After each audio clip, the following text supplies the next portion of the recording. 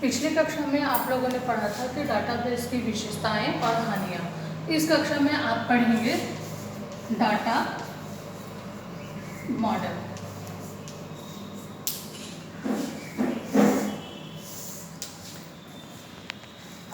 Database में data को store करने के लिए या फिर डाटा को संग्रहित करके रखने के लिए अलग अलग प्रकार की विधियों का प्रयोग किया जाता है। अब आप सोच रहे होंगे कि हमारे द्वारा दिया हुआ डाटा किन किन विधियों द्वारा आखिर सुरक्षित की जाती है। तो इस प्रकार जो आप जब डाटा देते हैं तो वो डाटा अलग अलग प्रकार के डाटा के रूप में भी प्रयोग किया जाता है। सभी प्रकार की डाटाएं अलग अलग रूप में अलग अलग प्रकार से संचित की जाती हैं। जो डाटा आप देते हैं जिसमें नाम, पिता का नाम, माता का नाम, आपकी कक्षाएं, आपका टेलीफोन नंबर, ये केवल एक साधारण डाटा होती है। लेकिन इससे और लेकिन अलग प्रकार के डाटाओं में अलग अलग प्रकार के मॉडल तैयार किए जाते हैं। डाटा मॉडल को तैयार करने के लिए डाटा बेस में उसका जो उपयोग होता है या डाटा मॉडल को जब बनाया जाता है तो वो डाटा के ऊपर निर्भर होता है।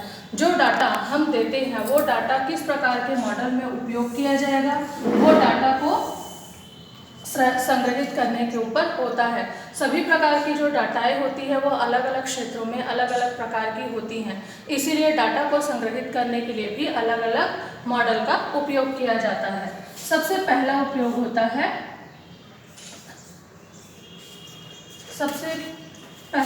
होता है रिलेटिव डाटा। दूसरा होता है नेटवर्क डाटा। तीसरा होता है हायरार्चिकल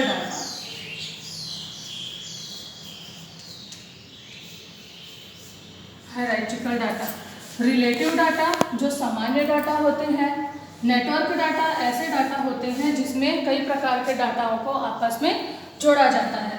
हायरार्चिकल डाटा एक ऐसा डाटा होता है जो डाटा एक पेड़ के रूप में तैयार होता है, अर्थात उसमें केवल एक मुख्य सप्लायर होता है। सप्लायर के बाद उस सप्लायर द्वारा किन किन लोगों को वो वस्तुएं सप्लाई की गई हैं, इन सभी डाटाओं का जो ब्यौरा होता है वो हायरार्चिकल डाटा मॉडल के तहत लिखी जाती है। इस प्रकार आप लोगों का डाटा मॉडल 3 प्रकार का होता है: रिलेटिव डाटा, नेटवर्क डाटा और हायरार्चिकल डाटा। इन सभी डाटाओं को और अच्छे से आप लोगों को आगे की क्लास में बताया जाएगा। आज के क्लास में केवल आप लोग डाटा मॉडल के बारे में इतना ही जानेंगे।